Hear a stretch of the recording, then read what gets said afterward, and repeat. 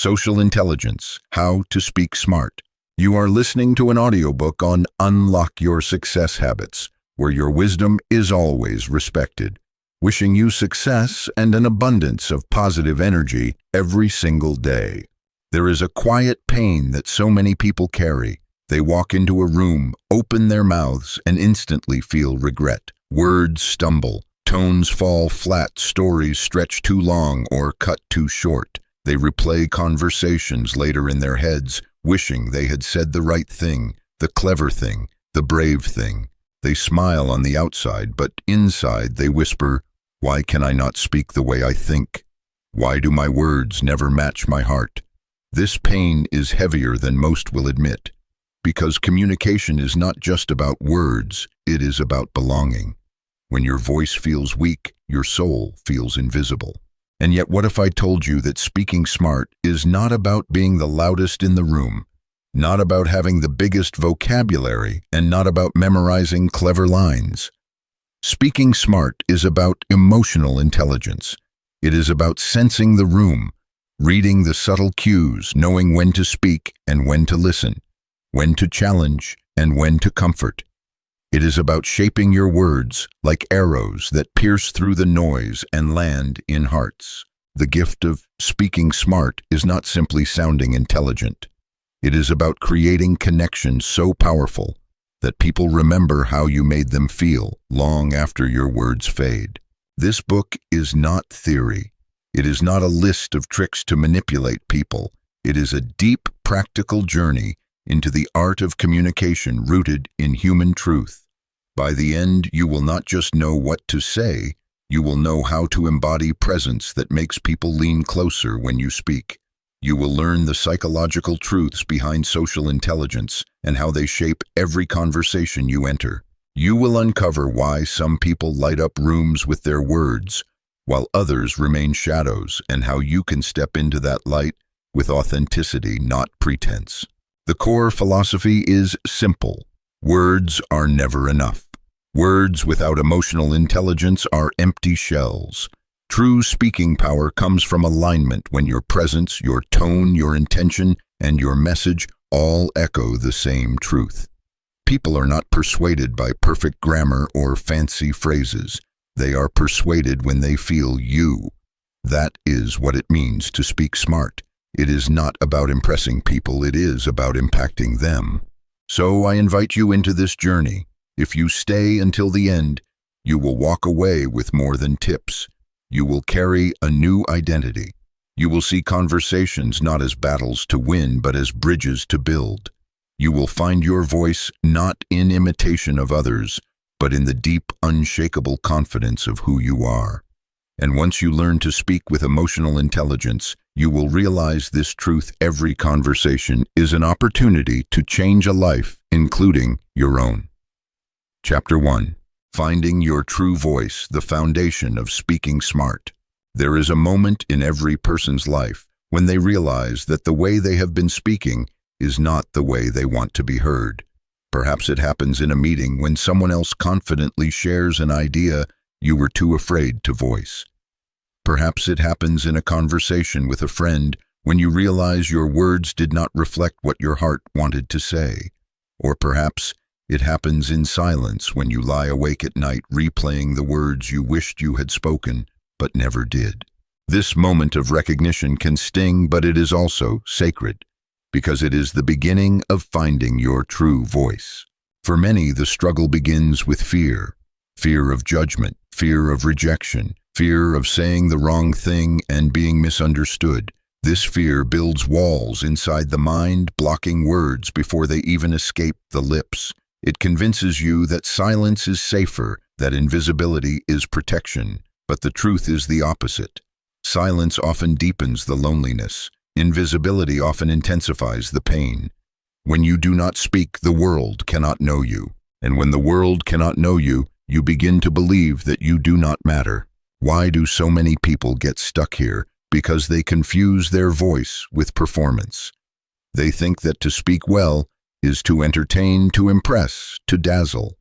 They compare themselves to the charismatic speaker who commands a room, the eloquent storyteller who never stumbles, the quick-witted conversationalist who always has the perfect response.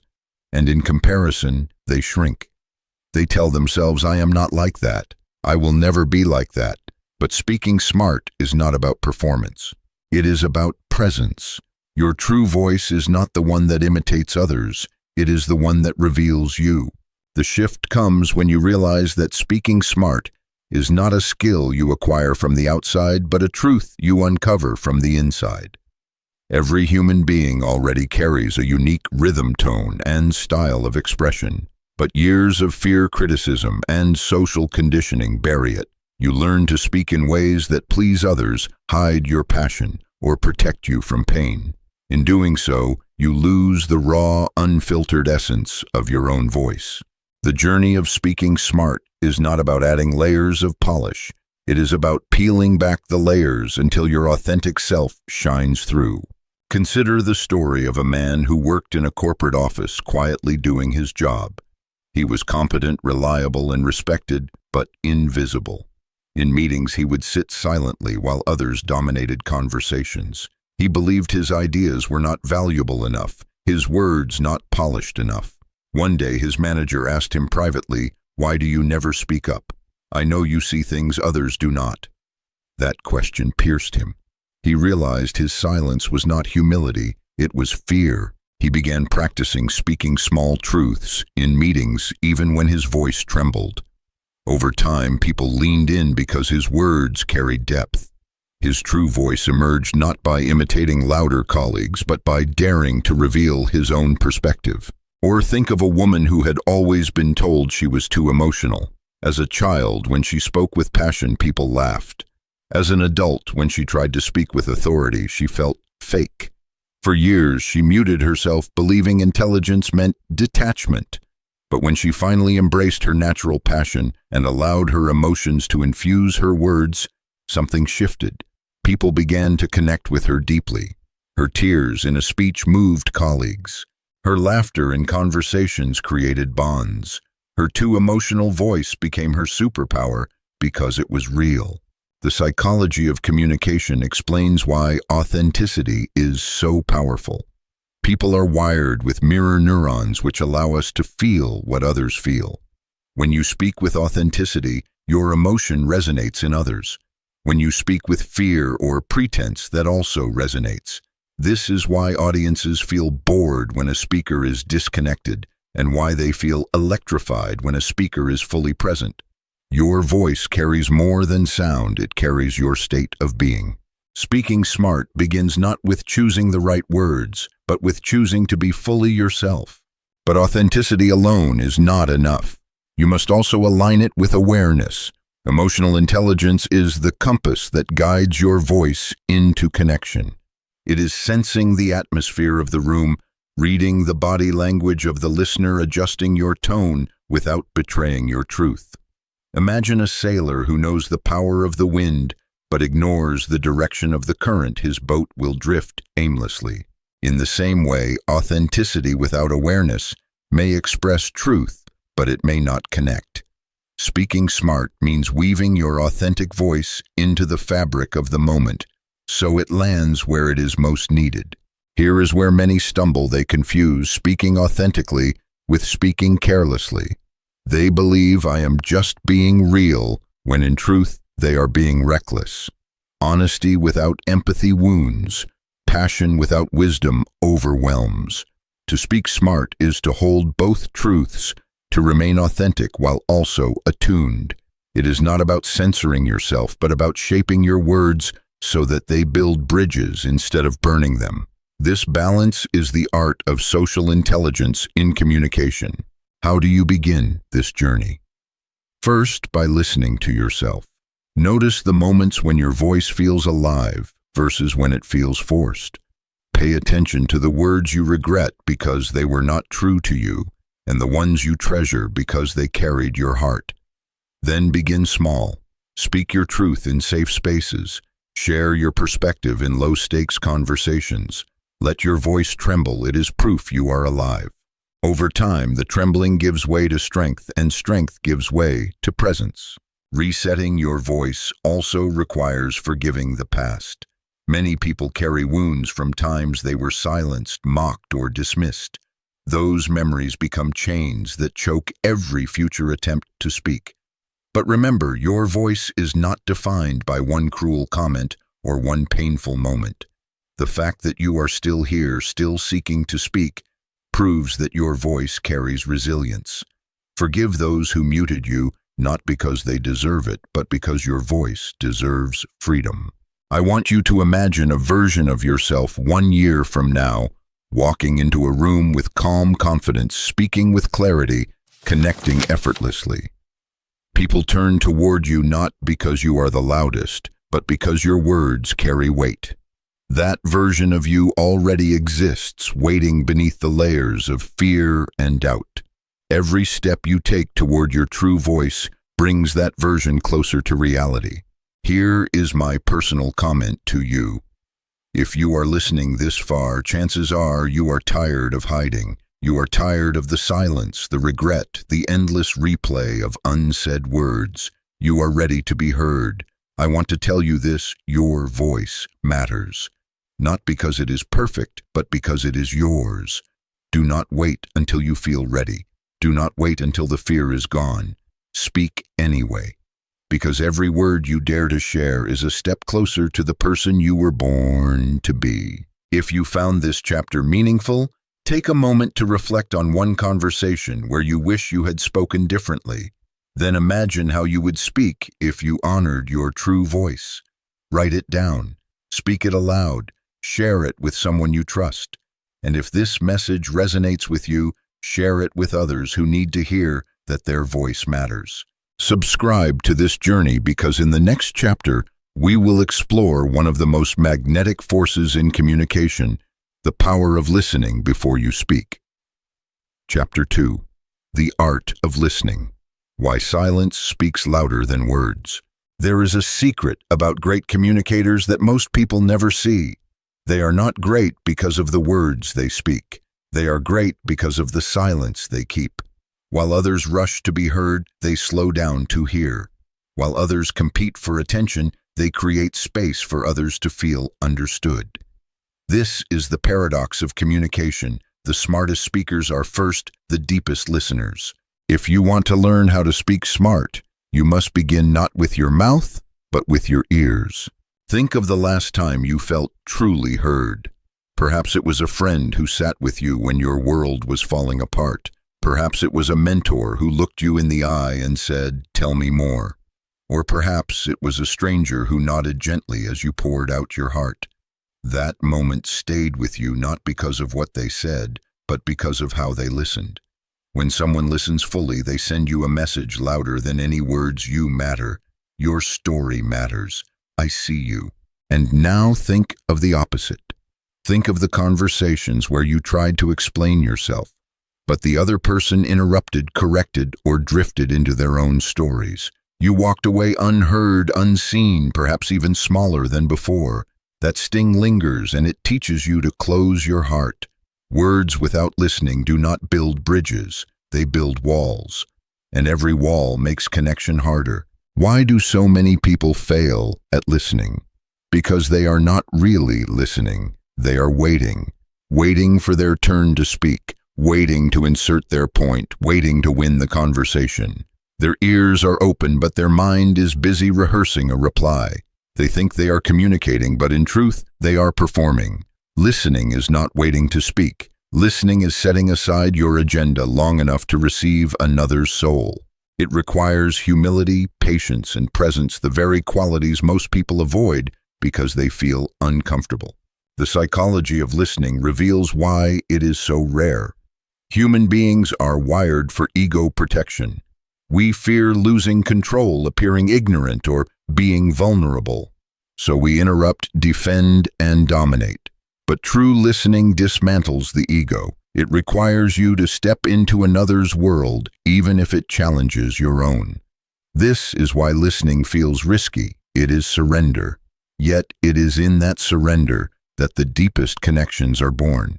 The shift comes when you realize that listening is not passive. It is active. It is not silence born of absence, but silence born of presence.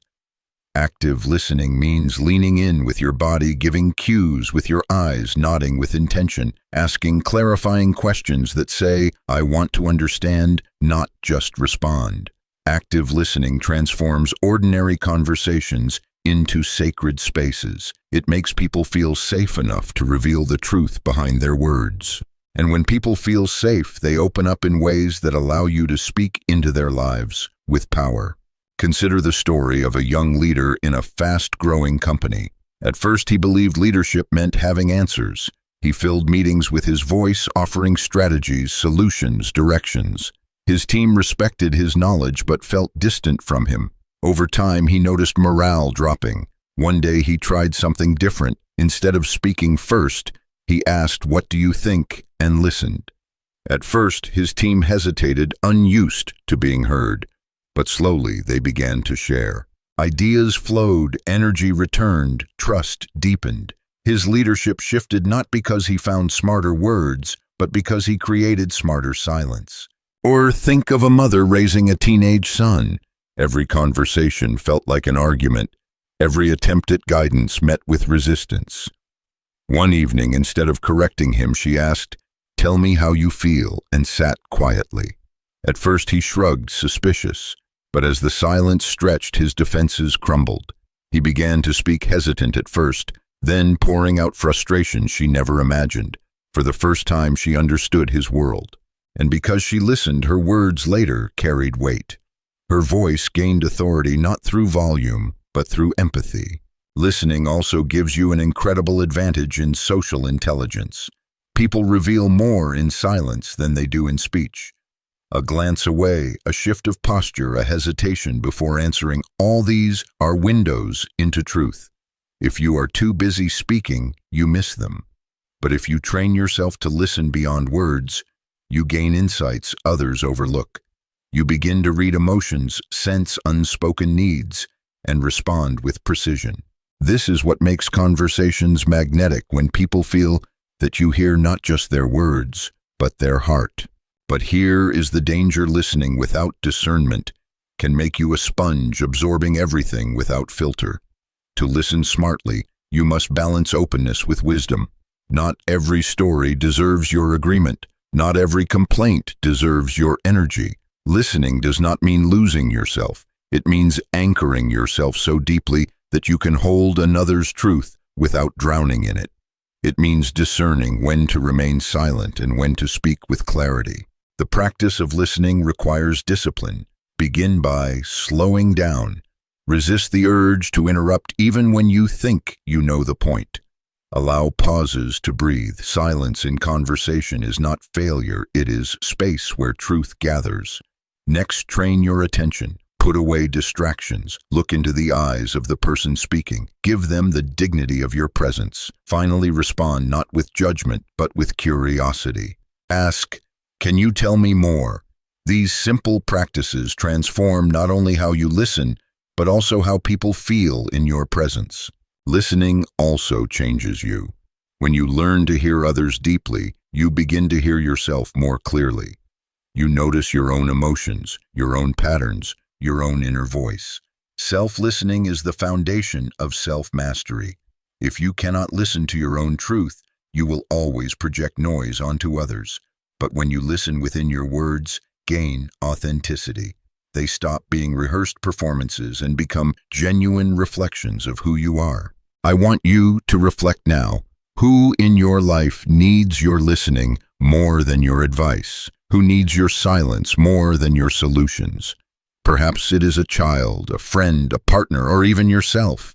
Imagine the gift you could give simply by being fully present, by holding their story without rushing to fix it.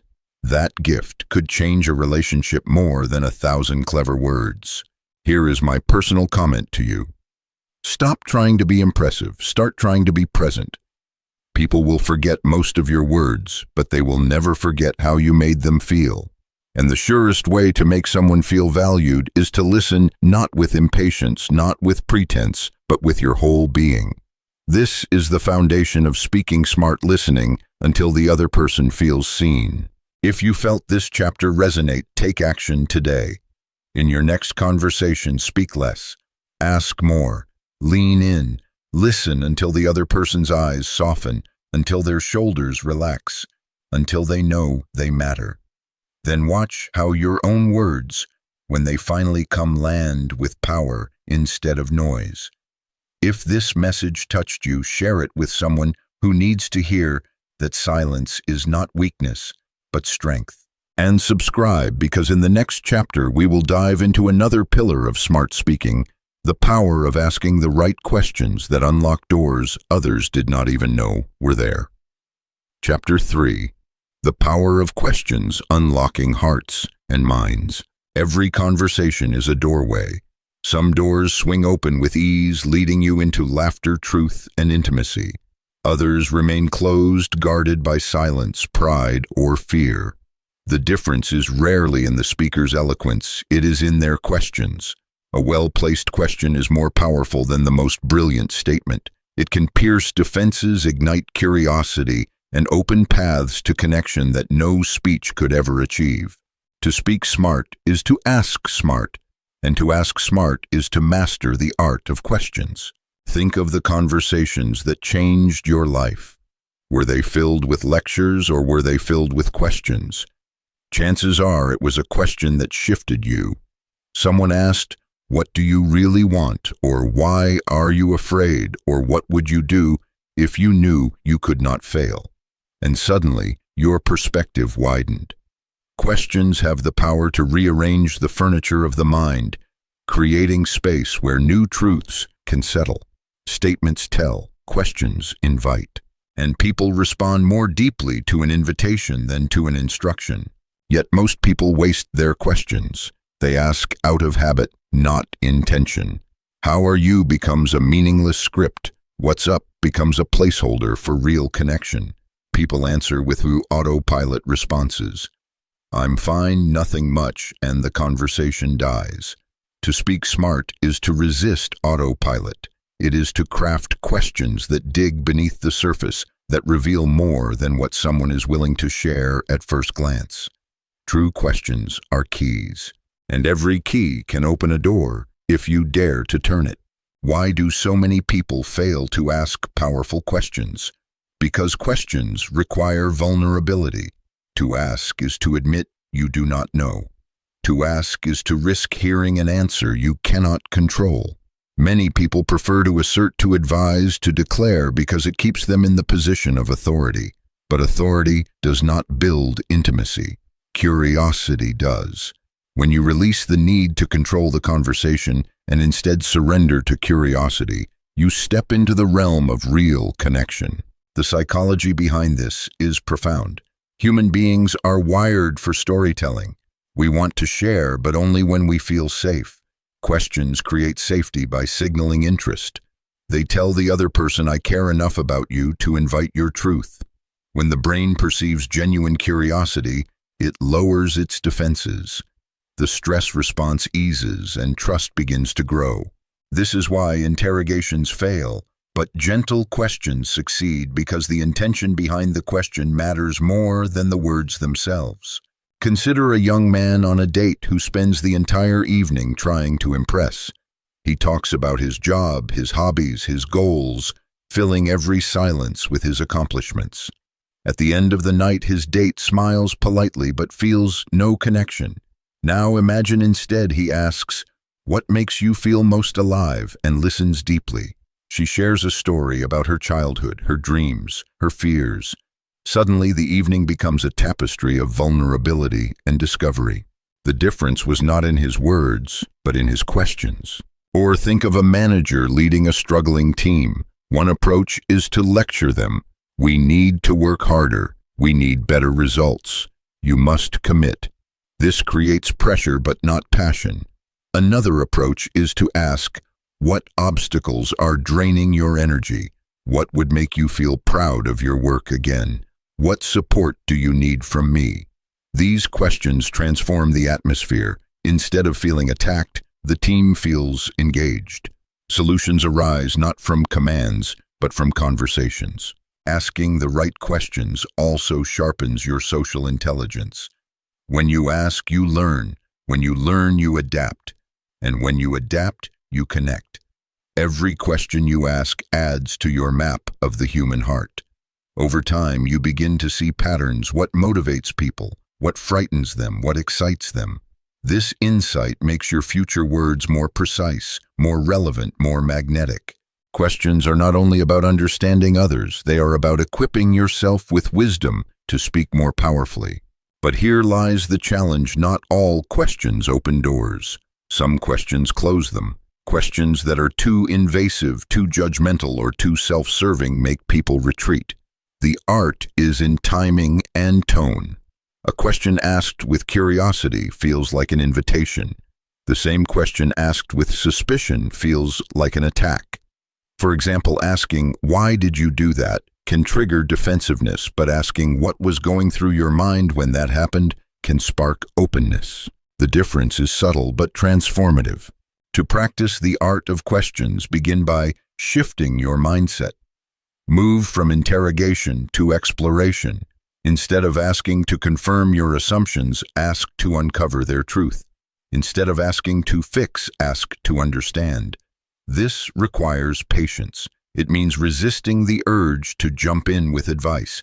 It means sitting in the mystery of not knowing, trusting that the question itself will guide the conversation deeper. The most powerful questions are often the simplest. What matters most to you right now? What are you afraid of losing? What do you dream about when no one is watching? These are not complicated, but they touch the core of human experience. They bypass the surface and reach the heart. And when you reach the heart, you open doors no force could unlock. Even in everyday life, you can transform conversations through intentional questions. Instead of asking your child, "How was school?" which invites the predictable, ask, "What was the best part of your day? What made you laugh today?" Instead of asking a colleague, "Busy day," ask, "What project are you most excited about right now?" These small shifts breathe life into ordinary exchanges, turning routine into relationship. I want you to imagine yourself in your next important conversation. Picture yourself not as a performer, but as an explorer. Your role is not to impress, but to discover. Let curiosity guide you. Ask, pause, and listen. Watch as doors begin to open, as walls begin to crumble, as trust begins to grow. Then when you finally speak, your words will carry the weight of having first heard theirs. That is, the secret questions make your voice more powerful because they prove your heart is not only for yourself. Here is my personal comment to you. If you are still here, you already sense that the smartest people are not those who have all the answers, but those who ask the best questions. So I challenge you today, in your very next conversation, ask one question you would normally avoid. Ask the question that feels risky, that feels vulnerable, that invites truth, and then remain silent long enough to hear the answer fully. That single act may change the entire relationship. If this chapter moved, you share it with someone who needs to rediscover the art of asking. Leave a comment with the most powerful question you have ever been asked. And do not forget to subscribe, because in the next chapter, we will explore a truth that magnifies every conversation: how your body speaks louder than your words, and how mastering nonverbal intelligence can make you unforgettable. Chapter 4. The Unspoken Language: Mastering the Power of Body and Presence. Long before words were ever written, long before alphabets were carved into stone, human beings spoke with their bodies. A glance, a gesture, a posture, all were signals of intent, safety, or threat. Our ancestors survived not by listening to words, but by reading what was unsaid. Today we live in a world overflowing with speech, yet the truth remains: the body speaks louder than the mouth. To speak smart, you must first master the language that never lies, the language of presence. Think of the last time someone told you they were fine, but their eyes were clouded and their shoulders slumped.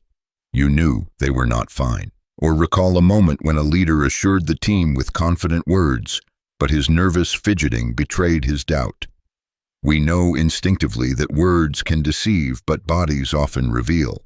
This is why communication experts agree most of our message is carried not by what we say, but by how we say it.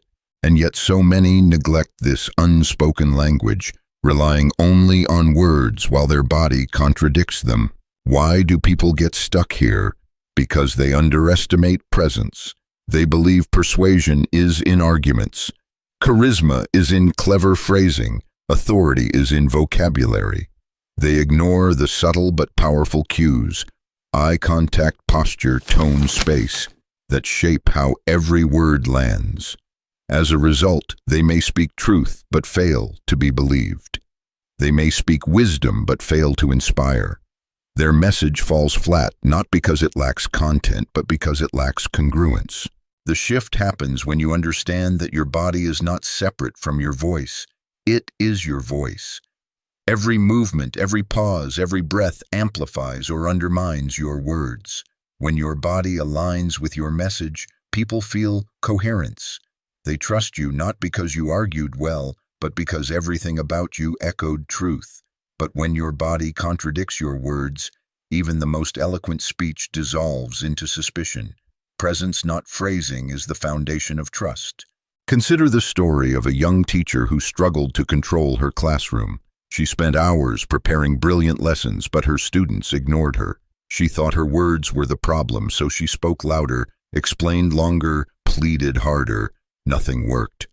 Then a mentor pointed out her posture. She slouched, avoided eye contact, and stood in corners as if she wanted to disappear. Without realizing it, her body was telling the students she had no authority. She began practicing small shifts, standing tall, grounding her feet, looking her students in the eye before speaking. The transformation was immediate. Her words had not changed, but her presence had. Suddenly the room listened. Or think of a man in business negotiations. He prepared data, rehearsed arguments, polished slides. But when the moment came, he hunched over his laptop, spoke in a rushed monotone, and avoided direct gaze. His clients nodded politely, but later declined the deal. Contrast this with another negotiator who began the meeting with open posture, leaned back in calm confidence, allowed pauses to breathe, and smiled with genuine warmth. His message was not just in his data, but in his body's quiet assurance.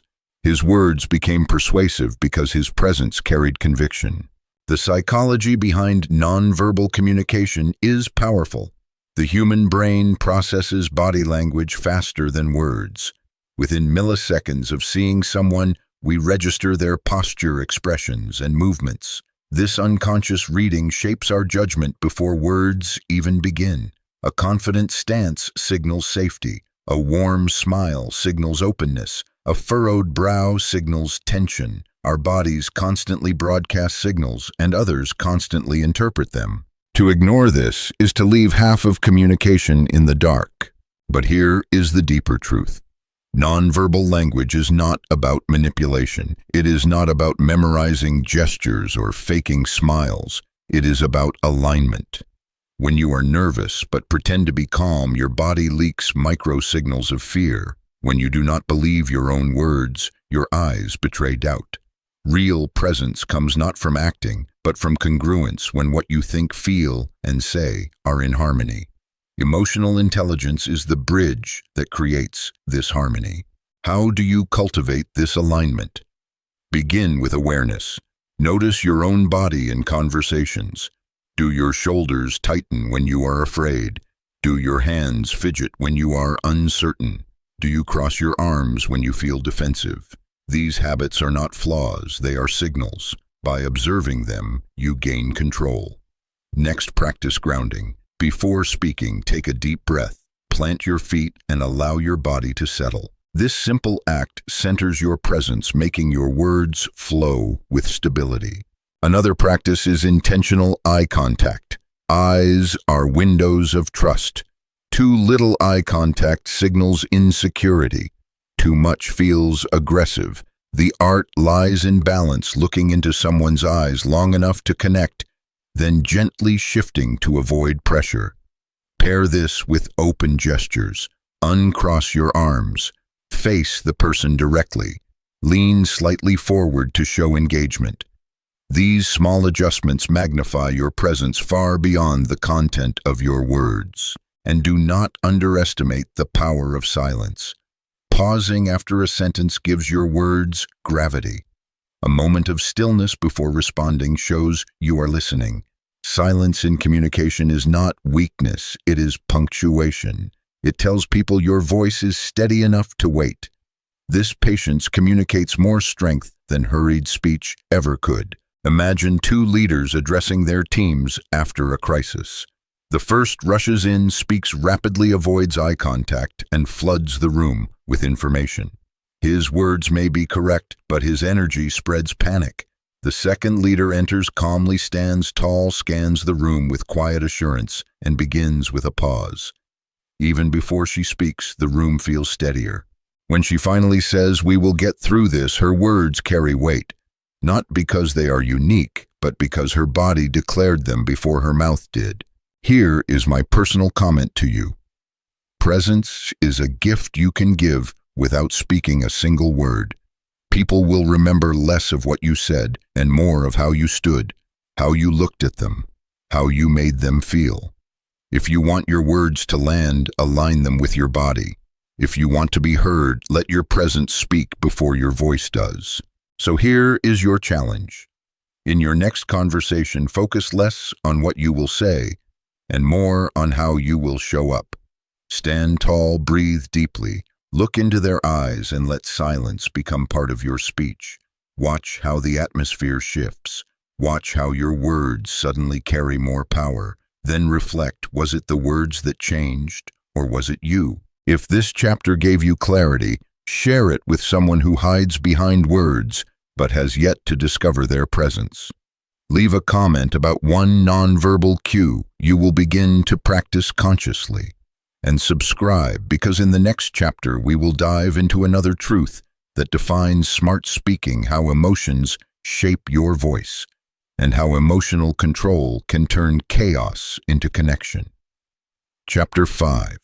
The Emotional Current, how feelings shape your voice and your words. Every word we speak rides on a current, and that current is emotion. You can dress your sentences with eloquence, polish them with vocabulary, and rehearse them until perfect. But if the emotion beneath them is weak, your message dies the moment it leaves your lips. Emotion is not decoration. Emotion is the electricity that gives your words life. To speak smart, you must master this current, because it can either illuminate your conversations or burn them to ashes. Think of a time when someone shouted, "I am not angry." You knew instantly they were angry, not because of the words, but because of the heat charging through them. Or recall a time when someone said, "I love you," but their tone was flat and distracted. You doubted their sincerity, not because of the statement, but because the emotion was absent. People may hear your words, but they feel bear your emotions. And often what they feel speaks louder than what you say. Why do emotions hold such power? Because human beings are wired with mirror neurons, which allow us to feel what others feel. When you speak with passion, that passion sparks in your listener. When you speak with fear, fear echoes back at you. When you speak with joy, joy multiplies in the room. Communication is not a transfer of information, it is a transfer of state. Every time you open your mouth, you are not just sharing ideas, you are transmitting energy. And yet this is where most people stumble. They believe intelligence in speaking means stripping away emotion, sounding rational, detached, in control. They fear that showing feeling will make them weak or unprofessional. But in trying to remove emotion, they remove connection. They may impress the mind but fail to touch the heart. The smartest voices are not those that hide emotion, but those that channel it with clarity. Emotional control does not mean suppression. It means directing your emotional current so that it amplifies your message instead of drowning it. Consider a leader facing her team during layoffs. If she speaks with robotic calm, her words may sound efficient, but will feel cold. If she lets her sadness consume her, she may collapse into despair, leaving the team hopeless. But if she grounds herself, acknowledges her grief, and speaks with steady compassion, Her tears soft, yet her voice firm, she creates trust. Her emotion is not weakness, it is evidence of her humanity. People will follow her not because she is flawless, but because she is real and resilient. Or think of a speaker at a wedding toast. One version he reads stiffly from a note card, listing achievements and memories, his tone flat. The audience claps politely. Another version he speaks from his heart, his voice trembling with love, his laughter spilling out in shared joy. The audience leans in, tears glisten, laughter ripples. Both speeches contained similar words, but one contained emotional current, and that is what made it unforgettable. The psychology of emotional communication reveals an important truth. Emotions are contagious. This is why a single anxious person can infect an entire meeting with tension, or a single joyful person can lift an entire room. Your emotional state is not private. It leaks through your tone, your rhythm, your expression. If you do not learn to master it, it masters you. To speak smart is to become aware of the emotional current flowing through you and then choose how to direct it. So how do you master this current? First, through awareness. Notice what emotion sits in your body before you speak. Are you rushing into a conversation with frustration simmering? Are you carrying anxiety in your chest? Pause. Acknowledge it. You cannot control what you will not admit. Awareness creates the space for choice. Second, practice regulation. Regulation is not suppression. It is the art of channeling your emotion into strength. Anger can become conviction. Fear can become alertness. Sadness can become compassion. Joy can become inspiration. The same emotion that could derail your message can also empower it if you choose to direct it. Take anger, for example. Uncontrolled, it burns bridges, but channeled, it becomes fuel for justice, power, and courage. The difference lies not in the emotion itself, but in your mastery of it. Third, align your tone with your intention. If you want to inspire, let your tone rise with energy. If you want to reassure, slow down, soften your pace, breathe calm into your words. If you want to challenge ground, your voice, speak firmly. Leave pauses that demand thought. People may not remember every word, but they will remember how your voice made them feel. And when your tone matches your message, your words sink deeper. Imagine a parent guiding a child. The child has made a mistake. If the parent shouts in uncontrolled anger, the child shrinks into fear, learning nothing but avoidance. If the parent suppresses anger and speaks in cold detachment, the child feels distance, not love. But if the parent acknowledges frustration, then speaks with steady firmness, wrapped in care, the child feels both accountability and security. The lesson lands because the emotion was guided, not ignored. Emotion also fuels storytelling, one of the most powerful tools in communication. Facts inform, but stories transform, and stories live not in logic, but in feeling. When you tell a story, you invite listeners into your emotions, your fear, your triumph, your wonder. They step into your shoes, feel your heartbeat, taste your victory. That is why the greatest communicators are also great storytellers. They do not just share data, they share themselves. But here lies the danger. Emotion without awareness can overwhelm. A speaker who weeps uncontrollably may drown their message in pity.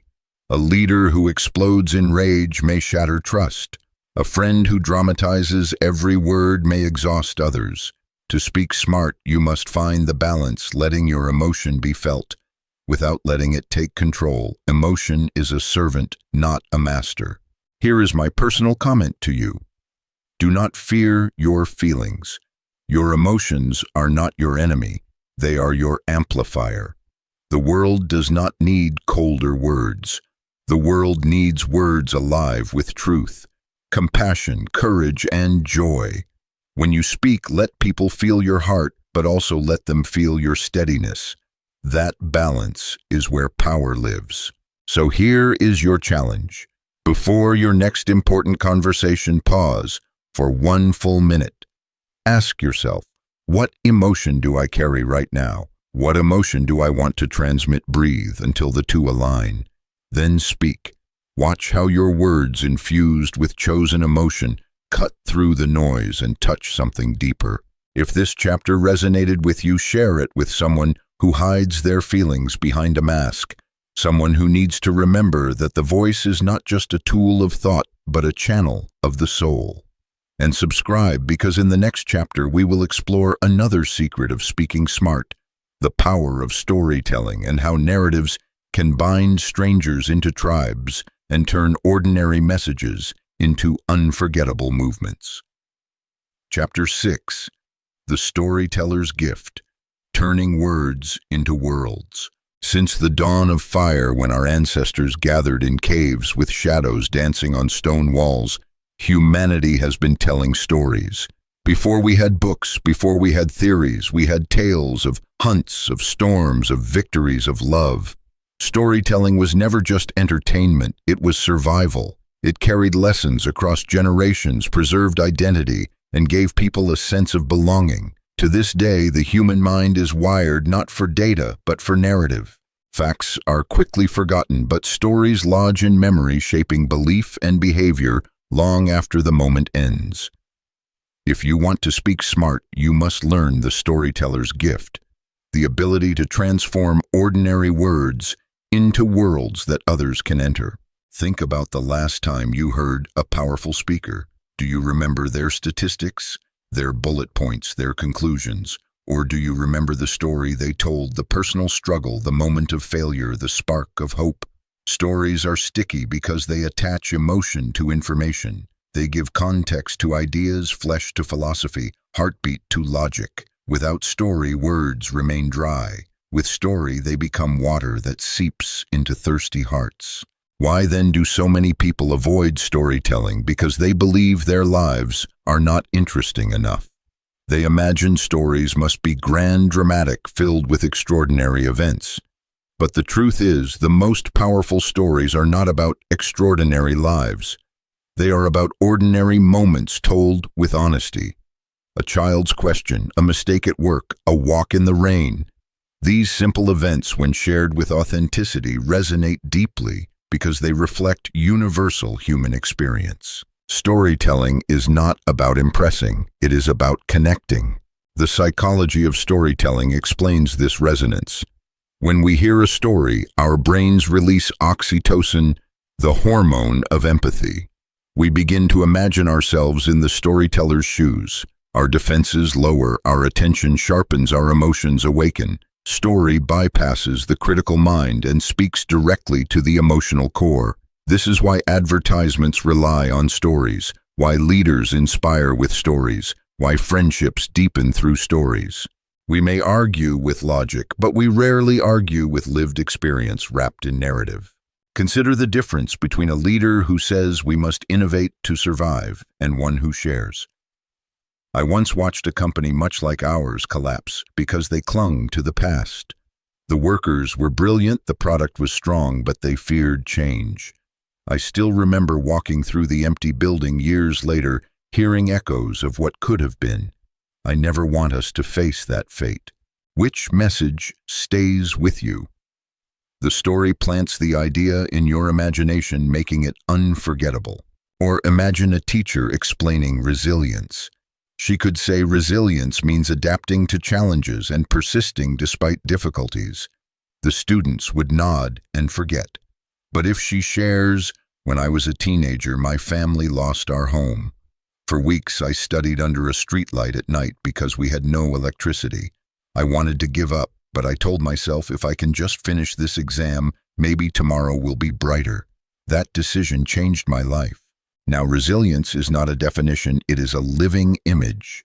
The shift comes when you see your life not as a collection of random events, but as a treasure chest of stories waiting to be told. Every struggle, every triumph, every mistake carries a seed of wisdom. When you share these seeds through story, you invite others to grow alongside you. This requires vulnerability because storytelling is not about perfection, it is about honesty. The stories that move people are rarely those where the hero never fails, but those where the hero stumbles, learns, and rises again. To master storytelling, you must pay attention to structure. Every story has three essential beats: the struggle, the turning point, and the transformation. Without struggle, there is no tension. Without turning point, there is no movement. Without transformation, there is no meaning. You do not need to exaggerate or dramatize. Simply reveal the truth of your struggle, show the moment where something shifted, and share how it changed you. That simple rhythm is enough to captivate any listener. But storytelling is not just about speaking, it is about sensing. The best storytellers read their audience. They adjust their pace, emphasize the details that resonate, shorten or expand depending on the room's energy. They know when to pause, when to let silence hang, when to let laughter breathe. They do not force the story, they live it again, in the telling, inviting others to live it with them. Imagine yourself standing before an audience. You begin with a fact. Stress affects productivity. Eyes glaze over. Then you shift. Last year, I woke up one morning unable to move my body. The doctor said it was burnout. I thought I was strong, but I was breaking. Suddenly the room is awake. They lean in not for data, but for humanity. As you share your recovery, your lessons, your hope, you offer not just knowledge, but companionship. Your story whispers, you are not alone. That is the gift of storytelling. Yet here lies the danger: storytelling can be abused. Some use stories to manipulate, to dramatize beyond truth, to play with emotions without integrity. This erodes trust. A story without authenticity is performance, and performance eventually collapses. To speak smart is not to act, but to reveal. Your stories do not need to be perfect, they need to be true. People can forgive imperfection, they cannot forgive dishonesty. So how do you begin? Start by collecting your moments. Reflect on times you learned, failed, loved, or changed. Write them down. Do not judge their size. What matters is the emotion they carry. Then practice telling them first to yourself, then to others. Notice what details make eyes widen or soften. Refine not to polish away truth, but to highlight it more clearly. Over time, you will discover that your life is already full of stories waiting for your courage to share them. Here is my personal comment to you. Stop underestimating your life. Do not say, I have no stories. You do. Every scar is a story. Every joy is a story. Every dream is a story. The question is not whether you have stories, but whether you are brave enough to tell them. And when you do, you will discover something extraordinary. Your story is not just yours. It belongs to everyone who hears it, because it awakens their own hidden stories. So here is your challenge. In the next conversation you have, resist the urge to prove yourself with facts. Instead, share a story. Tell about a time you struggled, a lesson you learned, a dream you hold. Speak not to impress, but to connect. Watch how the energy shifts, how the atmosphere warms, how the bond deepens. Then reflect. Was it your cleverness that made the difference, or was it your humanity? If this chapter touched you, share it with someone who hides behind logic but needs to rediscover the power of story. Leave a comment about one story from your own life that shaped you. And subscribe, because in the next chapter we will dive into another force that shapes communication, the hidden rhythm of timing, and how knowing when to speak and when not to can transform every conversation into music. Chapter 7. The rhythm of timing, when silence speaks louder than words. There is a rhythm in every conversation, a pulse that runs beneath the words, and if you listen closely, you can feel it. It is the rise of excitement when someone shares a dream. It is the slow heaviness when someone confesses a pain. It is the electric tension when two people disagree. This rhythm is invisible, but it governs everything. To ignore it is to stumble, to speak out of sync, to break connection. To sense it is to move like a dancer, stepping into the beat, knowing when to speak, when to pause, and when to remain silent. Speaking smart is not just about what you say, it is about when you say it. Think about music. A song is not only notes, it is space between notes. Without pauses, there is no melody. Without rhythm, sound becomes noise. Communication works the same way. Too many words too fast overwhelm. Too few words too slow lose attention. But the right word at the right moment is unforgettable. Timing turns ordinary sentences into lightning strikes. It makes a joke hilarious, a truth piercing, a confession healing. The tragedy is that most people ignore rhythm. They rush to fill silence, fearing its weight. They interrupt because they cannot sit in someone else's pause. They answer before listening fully, desperate to prove their presence. But in doing so, they miss the power of timing. Silence is not emptiness. Silence is space. It allows emotions to rise, thoughts to settle, meaning to deepen. In fact, sometimes the smartest thing you can say is nothing at all. Consider an argument between friends. One rushes to defend, words spilling like arrows, each trying to win. The other pauses, breathes, listens. The pause breaks the cycle of escalation. In that silence, emotions cool, perspective widens. Then, when the second friend finally speaks, their words carry the weight of restraint. The message is clearer, calmer, stronger. Timing gave those words power. Or think of a comedian on stage. The joke itself is clever, but the pause before the punchline is what makes the audience erupt with laughter. That pause builds anticipation, tension, readiness. Without it, the joke falls flat. Or picture a leader addressing a crowd. After delivering a bold statement, she stops, lets the silence stretch. The audience leans in breath, held. The silence amplifies the message. What she does not say becomes as powerful as what she does. The psychology of timing is rooted in emotional intelligence. When you attune to the rhythm of another person, you sense not only their words, but their state of being. You notice the hesitation before they answer, the quickening of their breath, the flicker in their eyes. These cues reveal when to press forward, when to slow down, when to wait. If you ignore them, you speak past them. If you honor them, you speak into them.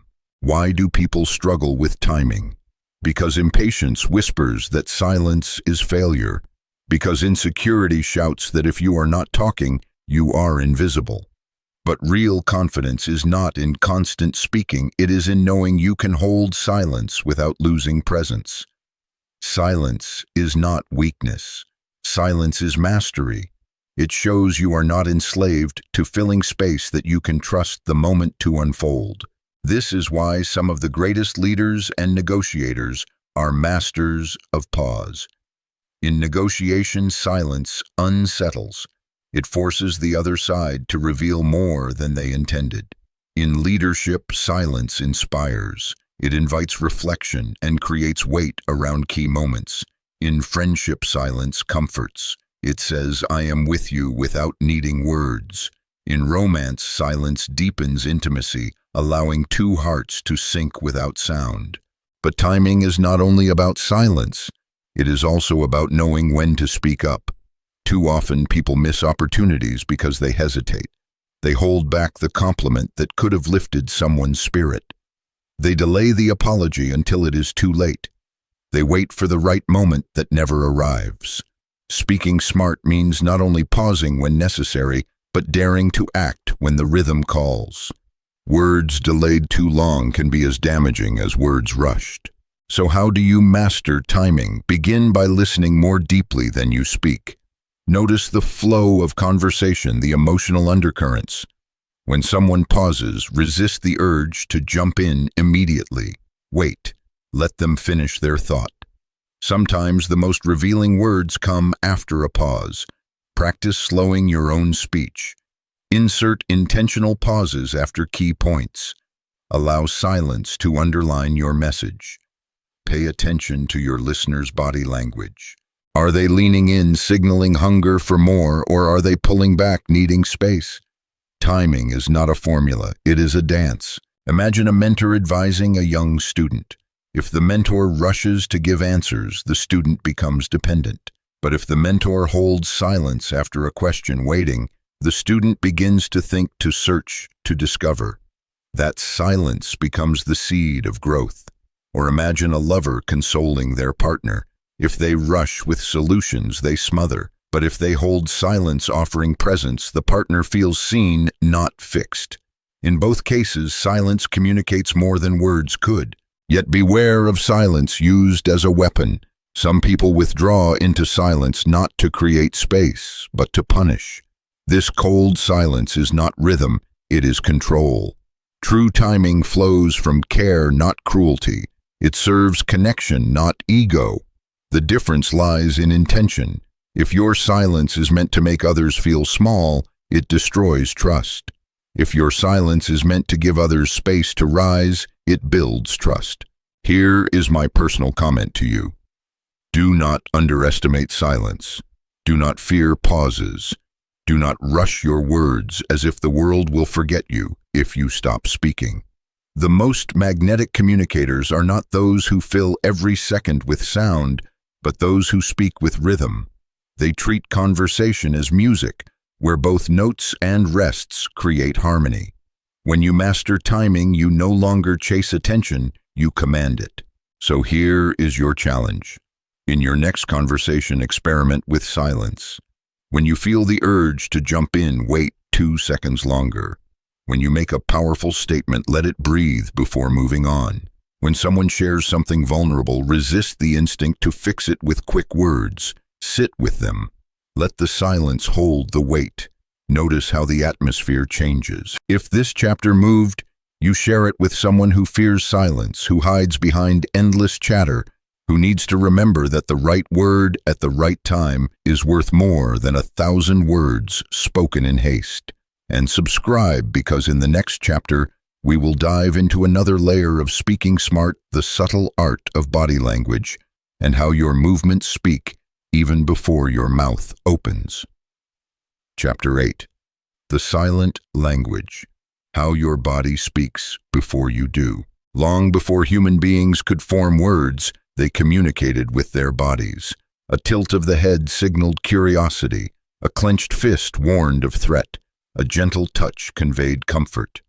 Our ancestors survived not by eloquence, but by instinct, reading danger and safety in the smallest of movements. Even now, in a world saturated with words, the body still speaks first. Before you open your mouth, your posture, your gestures, your eyes have already announced your message. To speak smart is to master not only your words, but the silent language that wraps around them. Think of the last time you met someone new. Before they even introduced themselves, you sensed something. Maybe their smile seemed genuine and you felt safe. Maybe their shoulders hunched, their gaze darted, and you felt unease. You judged not by logic, but by instinct. This is because body language bypasses reason and strikes directly at perception. People may forgive clumsy words, but they rarely forgive a body that feels dishonest. Why does body language hold such power? Because the human brain is designed to scan for signals of trust or threat. This happens in milliseconds long before conscious thought. If your words say, "I am confident," but your body whispers, "I am afraid," people will believe your body. If your words say, "I care," but your eyes avoid theirs, people will believe your avoidance. The body cannot lie as easily as the mouth can. That is why mastering body language is essential for authentic communication. One of the most common struggles people face is inconsistency between verbal and nonverbal communication. They try to sound confident but cross their arms tightly. They try to appear open but keep glancing at their phone. They try to inspire but slump their shoulders in defeat. This inconsistency creates dissonance, and people sense it immediately. The message becomes unclear, and trust evaporates. Speaking smart requires alignment. When your body and your words harmonize, your message lands with undeniable power. Consider a leader addressing a team in crisis. If she stands tall, shoulders back, voice steady, eyes firm, her presence radiates confidence even before her words begin. The team feels anchored, but if she slouches, avoids eye contact, and fidgets with her hands, the same words of encouragement will sound hollow. The body amplifies or diminishes the message. It can turn reassurance into doubt or hope into strength. Or think of a friend consoling another. If he says, "I am here for you," while checking his watch, his words ring false. But if he leans in, softens his gaze, and holds the silence with presence, he communicates more than any sentence could. The body carries empathy where words fall short. This is why the most memorable conversations are rarely remembered for exact phrasing. They are remembered for how someone made us feel, and that feeling often came through body language. The psychology of nonverbal communication reveals that gestures, posture, and eye contact account for more of the meaning in interaction than words themselves. Studies suggest that up to 70% of communication is nonverbal. Whether or not the number is exact, the truth remains: your body is always speaking, whether you intend it to or not. The question is whether you are letting it speak unconsciously or intentionally. So how can you master the silent language? First, awareness. Pay attention to your own body in daily interactions. Notice your posture. Are you collapsing inward, signaling insecurity? Or are you grounded, signaling presence? Notice your gestures. Do they match your message or distract from it? Notice your eye contact. Are you hiding, dominating, or connecting? Awareness is the first step to alignment. Second, practice congruence. Congruence means your body reflects your words. If you say, "I believe in this," let your posture stand tall. If you say, "I am listening," lean slightly forward, soften your eyes, nod gently. If you say, "I am confident," let your hands remain open, not hidden in pockets or clenched in fists. Congruence does not mean forcing artificial gestures. It means letting your body reflect the truth of your intention. Third, cultivate presence. Presence is more than posture. It is the energy you carry into a space. Presence is felt in how fully you occupy your body. A person with presence walks into a room and people turn, not because of flashy movements, but because of groundedness. Their body is not restless, not scattered. Their stillness speaks of inner strength. Presence cannot be faked. It is the natural result of self-awareness and self-trust. Think of someone you admire, perhaps a teacher, a mentor, a leader. Likely what impressed you was not only what they said, but how they carried themselves. Their posture, their tone, their gestures, each reinforced their message. They did not need to demand respect. Their body invited it. That is the silent language at work. But there is also danger in misunderstanding body language. Some people memorize tricks. Maintain eye contact, use open palms, stand tall. But without sincerity, these tricks become performance. People may not consciously detect it, but they feel something off. True body language mastery is not about acting. It is about alignment. When you truly feel confident, your posture naturally rises. When you genuinely care, your eyes naturally soften. The goal is not to mimic gestures, but to embody the emotions behind them. Here is my personal comment to you. Your body is always speaking. Even when you are silent, even when you are afraid, even when you wish to hide, your body is sending messages. Do not ignore this power. Do not let your body betray your intentions. Instead, align it. Let your body tell the same story your words are telling. This is not about pretending. It is about becoming whole. When your body and your words move as one, people will not just hear you, they will believe you. So here is your challenge. The next time you prepare for a conversation, do not only think about what you will say. Stand in front of a mirror. Observe your posture, your face, your hands. Ask yourself, do I look like someone who believes my message? Then in the actual conversation, focus on presence more than perfection. Breathe into your body, ground your feet, open your chest, meet eyes with sincerity. Watch how people respond not only to your words, but to your presence. If this chapter stirred something in you, share it with someone who talks much but connects little. Someone who needs to remember that the body is the first language we ever learned, and still the most powerful one we have. And subscribe, because in the next chapter we will step into another layer of speaking smart. The subtle influence of listening, not as a passive act, but as the foundation of every great conversation. Chapter 9. The Hidden Power of Listening. Why silence makes you unforgettable. Most people believe communication is about speaking. They spend hours rehearsing what to say, how to say it, how to sound clever or confident. But the truth is, the most magnetic communicators are not the ones who speak the most. They are the ones who listen the deepest. Listening is not passive. Listening is an act of presence, of generosity, of surrendering your spotlight so someone else can stand in it. Listening is how you make people feel seen, and to feel seen is the deepest hunger of the human heart. Think about the people in your life you love to talk to. Are they the ones who constantly interrupt, who turn every story back to themselves, who finish your sentences? Or are they the ones who lean in, whose eyes stay with yours, whose silence feels like an embrace? We crave listeners because they give us something rare: attention, without judgment, presence, without agenda. A good listener does not just hear words, they hear meaning.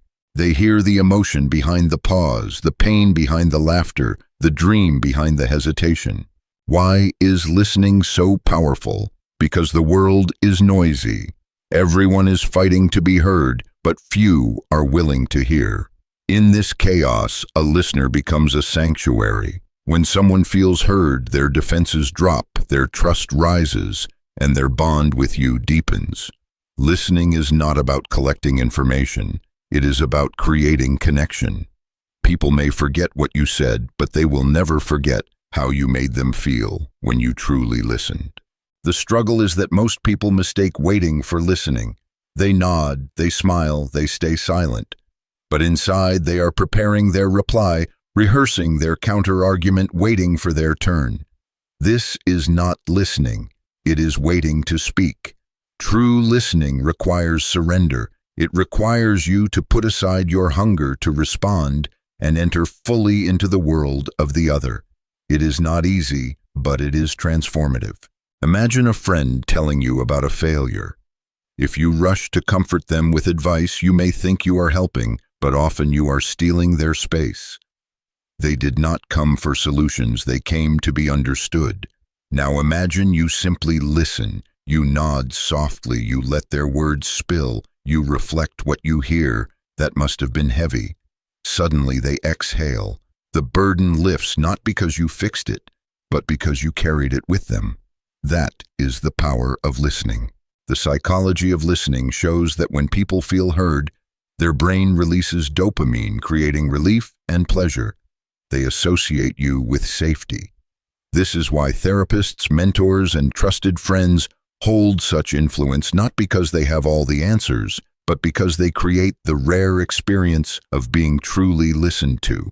Listening in many ways is more persuasive than speaking. When people feel you understand them, they become open to your influence.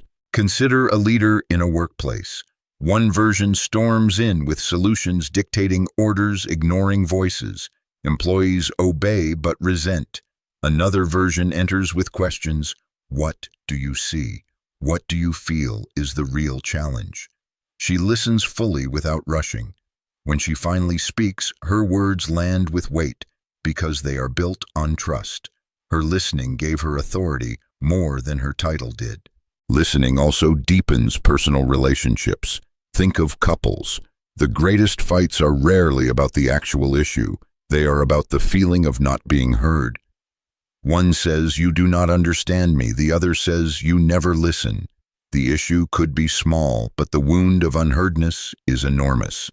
When couples learn to listen, to mirror, to validate, to pause instead of defend, the relationship heals. Listening becomes the bridge back to love. But listening is not only about others. It is also about yourself. How often do you ignore your own inner voice, drowning it in distraction? How often do you silence your intuition, your body's signals, your soul's whispers? Smart speaking begins with smart listening to others. Yes, but also to yourself. If you do not listen within your words, without will, ring hollow. So how do you practice deep listening? First, give full presence. Put away the phone, turn your body toward them, let your eyes settle. Presence says, "You matter." Second, quiet the inner chatter. Resist the urge to rehearse your reply. Simply be with their words as they arrive. Third, reflect. Repeat or reframe what you heard, not mechanically, but to show you care. Fourth, listen for what is unsaid. The pause, the sigh, the tremor in the voice, these reveal truths words hide. Listening is not just to the tongue, but to the heart. Consider a story. A teacher once asked her class to pair up. One student would speak for 2 minutes, the other would only listen. No comments, no interruptions. At first, students panicked. They were so used to interjecting, reacting, controlling. But as the minutes passed, tears flowed. Some said it was the first time they felt truly heard in years. Nothing changed except listening. That was enough. The danger, however, is using listening as a mask. Some pretend to listen nodding with feigned interest while their mind drifts. Others weaponize silence, withdrawing to punish instead of understand. True listening cannot be faked. People can feel when your ears are open, but your heart is closed. Listening without sincerity is emptiness. Listening with sincerity is medicine. Here is my personal comment to you. If you want to become unforgettable, learn to listen. Not with half your mind, not with impatience, but with the full weight of your presence. Make people feel that in the moment they speak, nothing else matters more. That gift is so rare it will etch your memory into their soul. And here is the secret: you will grow too.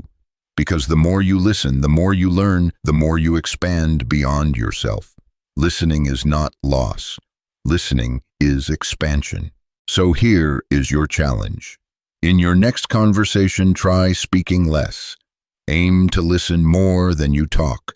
When the urge to interrupt arises, breathe instead. When they pause, do not rush to fill it. Let the silence breathe. Reflect back what you hear, then watch. Watch how their shoulders relax, how their tone softens, how trust blooms. That is the miracle of listening. If this chapter awakens something in you, share it with someone who needs to be reminded that the greatest power in communication is not the tongue but the ear. Leave a comment about a time you felt deeply listened to. It may inspire others to offer the same gift. And subscribe, because in the next chapter we will explore another secret of speaking smart, the magic of questions and how asking the right ones can unlock doors that speeches never could. Chapter 10. The Unlocking Question: How to Open Minds and Hearts. A question is not a small thing. A question is a key. It can unlock a story hidden for years. It can open a wound someone has been afraid to touch. It can awaken a dream long buried. It can shatter defenses that endless speeches could not break. While most people focus on speaking well, those who speak smart understand the true power lies in asking well. Questions guide conversations like rivers shaping landscapes. They turn monologues into dialogues, strangers into companions, and information into transformation. Think about the last time someone asked you a question that made you pause. Maybe it was simple. Are you truly happy? Maybe it was piercing. Why are you still holding on? Maybe it was tender. What do you need right now? That moment stayed with you because it forced you inward. It invited you to explore, to reflect, to face something you might have ignored. A statement tells, but a question invites. And invitations are far harder to resist than instructions. The tragedy is that most people waste questions.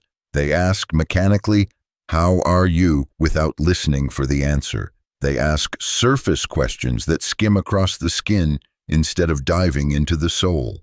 Or they use questions as weapons. Why would you do something so stupid? These do not open hearts, they close them. To ask well, you must ask with curiosity, with care, with courage. A question asked with sincerity can do what no lecture ever could. Why are questions so powerful? Because they shift focus. A statement puts you in the center. A question puts the other person in the center. It tells them you matter. Your thoughts, your feelings, your story matters. This creates connection instantly. The brain also responds differently to questions. A statement may pass by, but a question demands engagement. It sparks neurons to search for answers to create meaning. In other words, questions activate both the heart and the mind.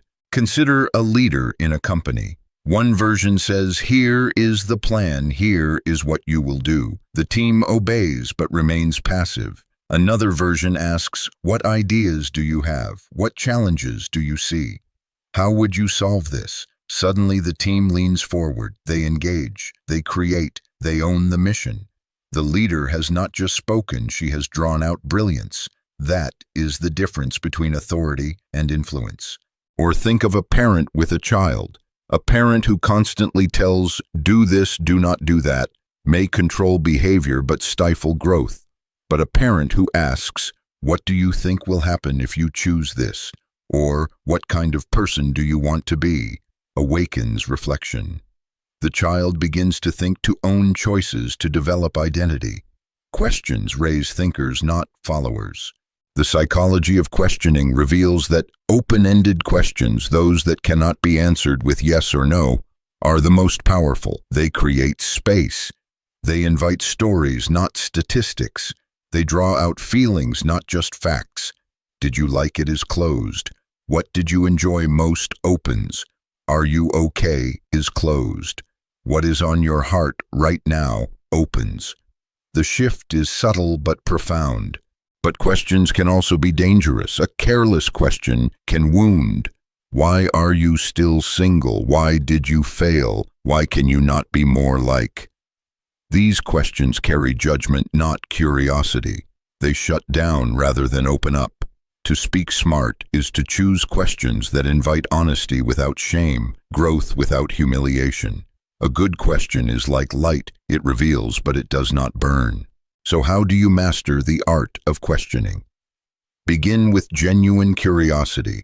Do not ask to control, ask to discover. Let your questions come from wonder, not from agenda. Second, go deeper. Do not stop at surface answers. Follow up gently. Tell me more. What made you feel that way? What happened next? Third, balance courage and care. Sometimes the most powerful question is the one people fear to answer, but if asked with compassion, it can liberate them. Imagine a mentor with a struggling student. If the mentor says, "You need to work harder," the student feels judged. But if the mentor asks, "What is standing in your way right now?" the student opens. The walls come down, the real struggle is revealed, and solutions can begin. The mentor did not lecture, he asked, and the question became the doorway to growth. Or picture a friend battling sadness. If you say, "Cheer up, it will be fine," your words fall flat. But if you ask, "What feels heaviest for you today?" suddenly the burden is shared. The friend exhales not because you fixed them, but because you cared enough to ask. That one question became a lifeline. Here is my personal comment to you. Do not underestimate your questions. Every time you ask, you are shaping the direction of someone's thoughts. You are choosing whether to push them deeper into shame or lift them higher into possibility. Speak smart by asking smart. Ask questions that awaken, that heal, that expand. And remember, sometimes the bravest question you can ask is the one you fear the answer to. So here is your challenge. In your next conversation, resist the urge to dominate with statements. Instead, ask 3 questions. Ask not out of habit, but out of curiosity. Ask not to fill silence, but to open hearts. Then stay quiet and listen fully. Watch how the energy shifts, how people reveal themselves, how connection blooms. That is the magic of questioning. If this chapter sparked something in you, share it with someone who needs to remember that the smartest communicators are not those with all the answers, but those with the right questions. And subscribe, because in the next chapter we will explore another layer of social intelligence, the subtle art of humor, how laughter can disarm, connect, and make your words unforgettable. Chapter 11. The subtle art of humor, how laughter connects faster than words. There is a moment in every conversation where the tension rises, where silence feels heavy, where hearts are cautious and guarded. And then someone cracks a smile, tells a light story, or makes a gentle joke, and everything changes. Shoulders relax, eyes brighten, walls collapse. In that instant, laughter becomes the shortest distance between two souls. Humor, when used with intelligence and care, is one of the greatest tools of social connection. It is not about being a comedian. It is about using light to break the darkness, using play to create trust, using joy to draw people closer. Think about the people you love being around. Often they are not the ones with endless wisdom or flawless speech.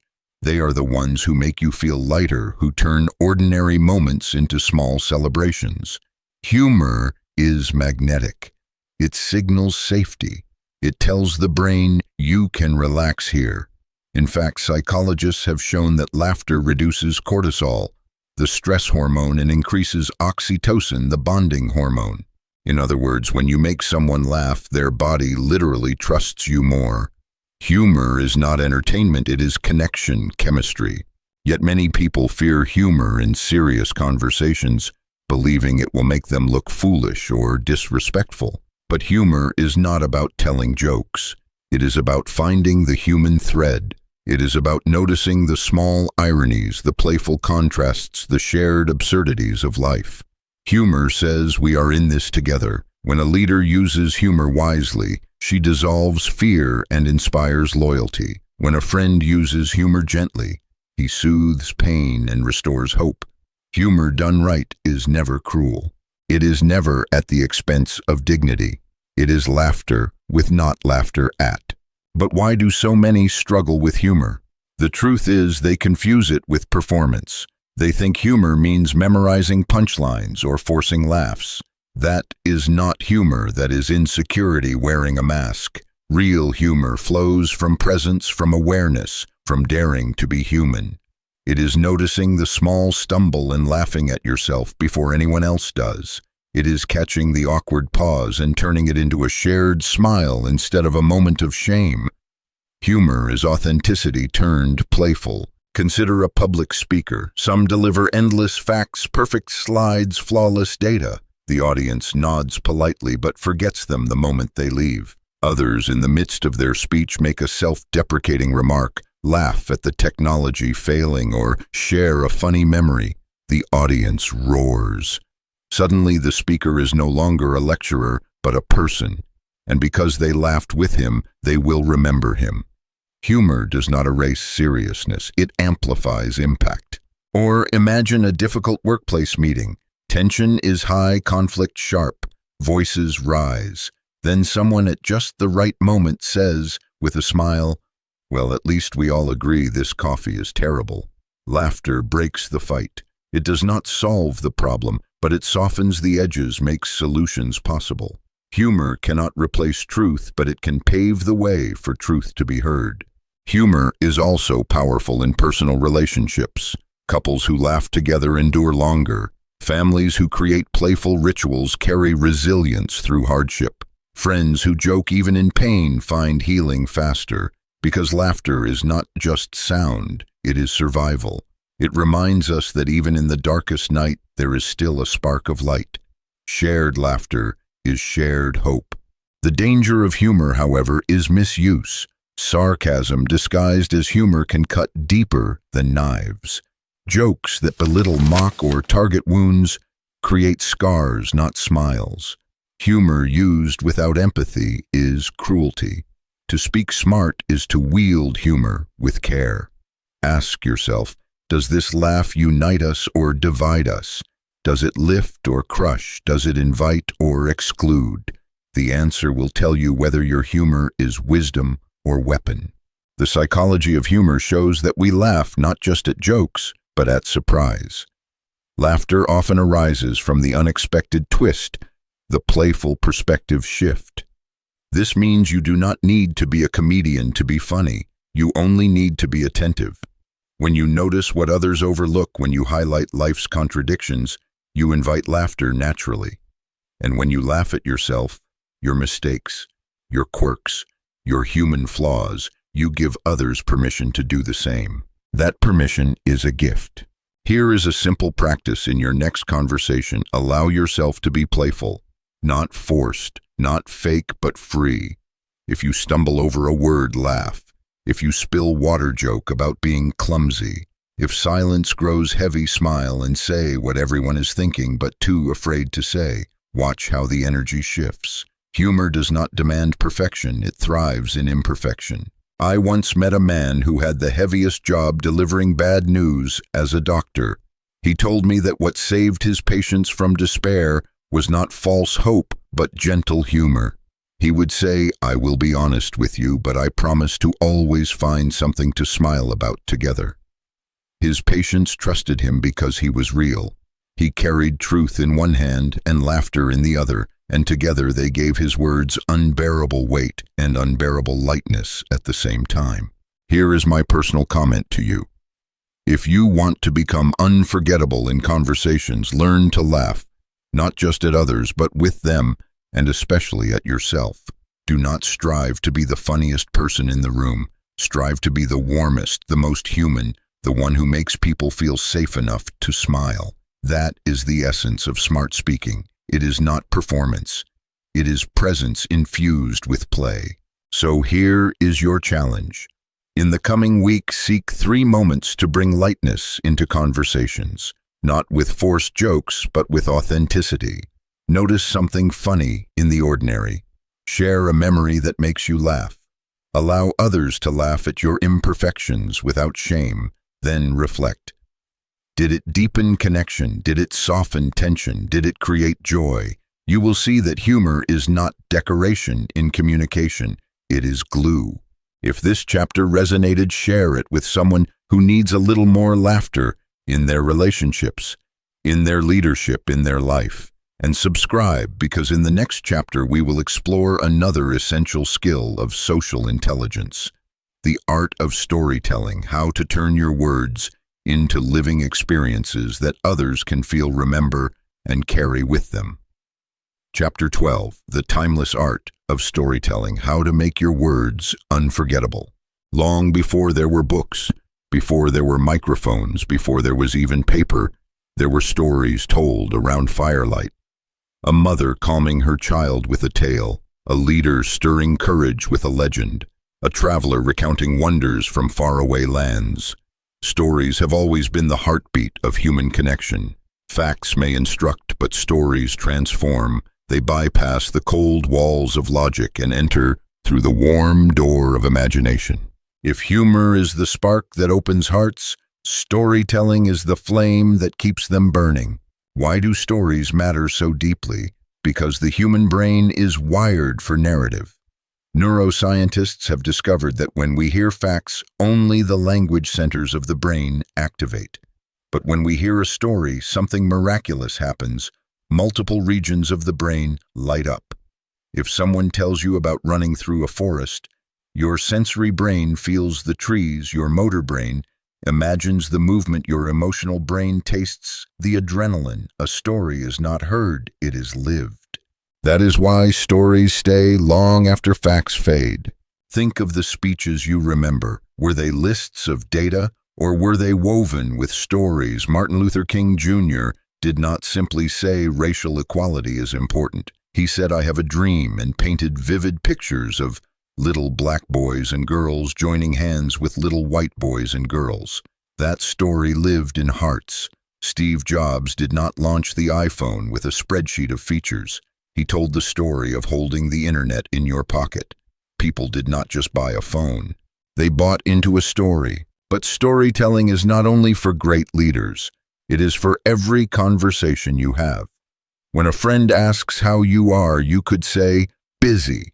That ends the dialogue. Or you could tell a small story. "Yesterday I was juggling emails and suddenly my child walked in with a drawing that said, 'For the best parent in the world.' In that moment I realized I was rushing so much I almost missed what mattered." That story connects. It reveals your humanity.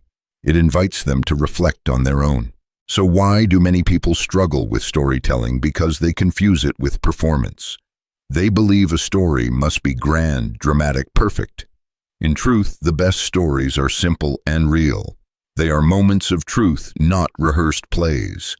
The stranger who helped you when you were lost, the mistake that taught you humility, the unexpected kindness that restored your faith.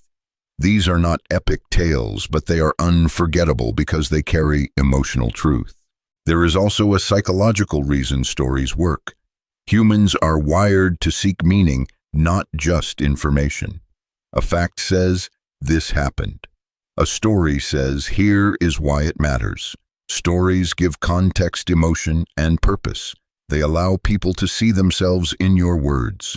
When you tell a story of struggle, others remember their own battles. When you tell a story of triumph, others taste their own victories. Storytelling is not about your life, it is about the mirror it provides for theirs.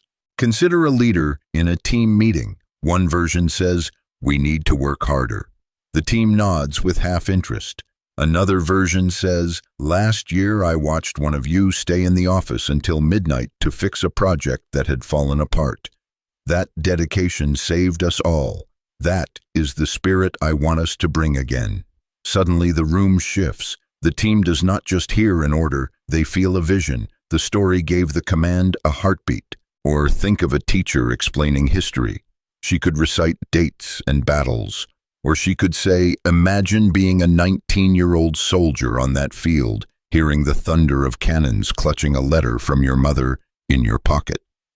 Now the students are no longer memorizing, they are imagining, they are feeling. That is the difference between knowledge and wisdom.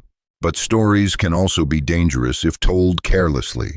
A story that humiliates someone, that manipulates emotions, or that glorifies lies damages trust. To speak smart is to tell stories that lift, not crush, that reveal, not distort, that connect, not divide. Every story carries responsibility. You are not just entertaining, you are shaping hearts. So how do you master the art of storytelling? Begin with observation. Every day is filled with stories if you pay attention. The smile of a stranger, the failure that taught you more than success, the quiet courage of someone unnoticed. Collect these moments. Second, find the meaning. Do not just tell what happened, tell why it matters. Third, keep it simple. A story does not need 10 details to be powerful. A single vivid image can stay forever. Finally, embody it.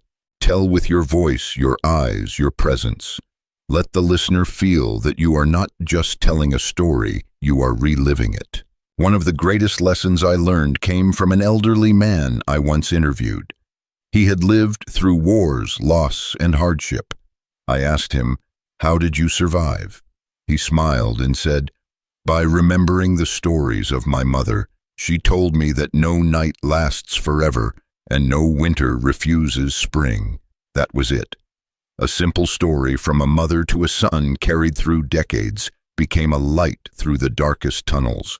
Stories are not entertainment, they are lifelines. Here is my personal comment to you. Do not underestimate your stories.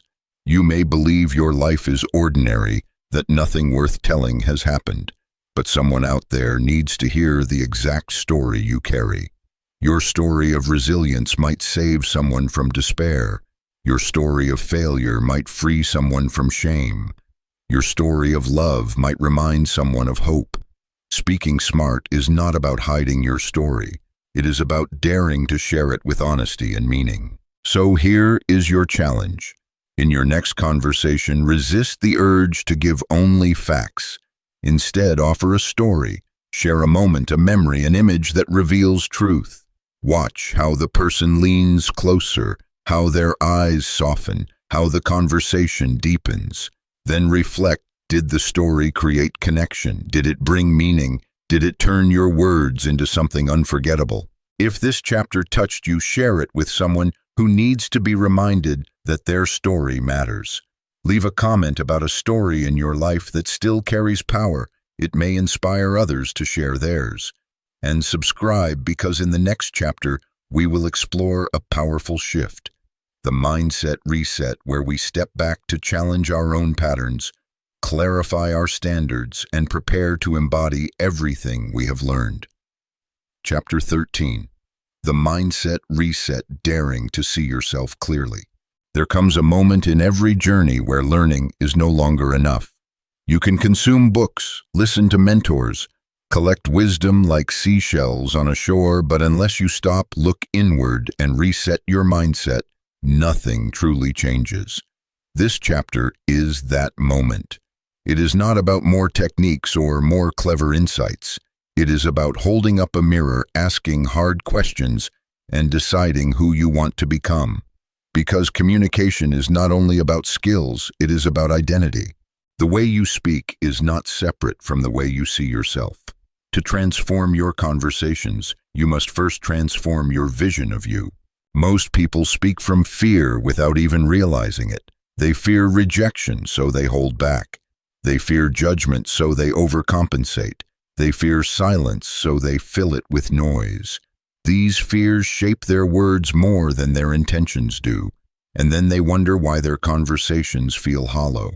The truth is simple, but hard. If you want to speak with power, you must free yourself from the prison of fear. You must reset your mindset from survival to presence, from performance to authenticity. But how do you do that? It begins with reflection.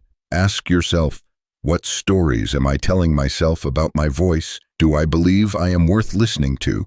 Do I think my words matter? Because if deep inside you believe your voice is small, your words will always carry that shadow, no matter how polished they sound. You must dare to face the beliefs that sabotage you. Perhaps a teacher once silenced you. Perhaps a parent once mocked you. Perhaps failure once convinced you that you should stay quiet. These moments may have written scripts in your mind. But here is the truth. You can rewrite the script. The mindset reset requires 3 shifts. First, from fear to courage. Courage does not mean you never feel afraid. It means you speak anyway, rooted in your values, anchored in your worth. Second, from performance to authenticity. Stop trying to sound smart. Start trying to sound real. People trust real more than they trust perfect. Third, from self-focus to other focus. Stop obsessing over how you appear. Start caring about how others feel when they are with you. When your focus shifts outward, your fear dissolves. Consider the story of a young woman I once coached. She was brilliant but silent in meetings. When I asked why, she said, "I am terrified of sounding stupid." I challenged her. What if your silence is robbing the room of the insight only you can give? That reframing shifted her. She realized her silence was not humility, it was fear, disguised as safety. Slowly, she began speaking not to prove herself, but to serve others with her perspective. The change was not in her words, it was in her mindset. The psychology behind this is powerful. Our words flow from our self-image. If you see yourself as inadequate, your words carry hesitation. If you see yourself as valuable, your words carry conviction. Social intelligence is not only about reading others, it is about reading yourself honestly. It is about asking, am I showing up as the person I truly want to be? Am I hiding behind fear, or am I living in alignment with my deepest truth? These questions sting, but they are necessary. And here is where the reset becomes real. You must define your standards. Who do you want to be in every conversation? Do you want to be the one who lifts or the one who drains? Do you want to be the one who hides or the one who shows up fully? Do you want to be the one who only speaks or the one who listens and transforms? You cannot drift into these identities. You must decide. Every conversation is practice. Every word is shaping your future. The reset is choosing with intention the identity you will embody. Imagine you are at a crossroads. One path is the old you, the hesitant speaker, the overthinker, the performer, the one trapped by fear. The other path is the reset you, the one who speaks with courage, authenticity, and care. The path you choose is not about one grand moment. It is about 1,000 small choices. Choosing to listen deeply instead of waiting to talk. Choosing to ask a real question instead of hiding behind small talk. Choosing to share your story instead of pretending you have none. That is the reset in action. But beware, resetting your mindset is not a one-time event. It is a daily practice. Fear will return. Doubt will whisper. Shame will try to creep back in. You will stumble. But each stumble is not failure. It is a reminder to reset again, to pause, breathe, and return to your chosen standards. Transformation is not a single explosion. It is the steady flame of daily resets. Here is my personal comment to you. If you have made it this far, you are not here by accident. Something inside you is tired of drifting. Something inside you longs to reset, to stop being a shadow in conversations, and start being a presence that others feel deeply. This chapter is your turning point if you let it be. Do not just nod and move on. Stop now. Write down the 3 standards you want to live by in every conversation. For example, I will speak with courage. I will listen with presence. I will bring lightness. Make them your, then live them. So here is your challenge. Tonight before you sleep, look into a mirror. Ask yourself honestly, am I speaking from fear or am I speaking from truth? Let the answer sting if it must. Then declare aloud the identity you choose. I am a voice of courage. I am a presence of connection. I am a vessel of authenticity. Say it until your soul believes it. This is not about pretending. This is about remembering who you truly are beneath the fear. If this reset moved, you share it with someone else who needs to remember their voice matters. Write in the comments the one standard you are committing to in your conversations. Inspire others by showing your decision. And subscribe because the final chapter is coming, a call to embodiment, where we will not just think about change, but step into it fully, carrying this transformation into every word, every relationship, every moment of life. Chapter 14. The final call. Speak as if your life depends on it. There is a moment in every journey when you can no longer stand at the edge, watching, hesitating, waiting for the perfect time. That moment is now. You have listened, you have reflected, you have gathered wisdom. But wisdom without embodiment is wasted breath. The world does not change because you read new words. It changes because you decide to live them. This final chapter is not about learning. It is about choosing. It is about crossing the threshold into a life where every word you speak carries weight, where every conversation becomes sacred ground, where your voice is no longer timid, no longer hidden, no longer chained by fear. You may not realize this, but the way you speak is shaping your destiny. Each word you choose is a seed. Some seeds grow into trust, love, and opportunity. Others grow into conflict, regret, and distance. Every conversation is soil. You cannot control how people will respond, but you can control what you plant. And here is the truth. Your words are not small. They ripple. A kind sentence can heal a heart for years. A careless phrase can scar a soul for decades. You cannot afford to treat your words lightly. To speak smart is to speak as if your life and someone else's life depends on it. Think of this: somewhere someone you love is waiting for your words of courage, but you have been silent. Somewhere someone struggling is waiting for your words of hope, but you have withheld. Somewhere someone is lost in shame, waiting for your story of struggle and redemption, but you have hidden it out of fear.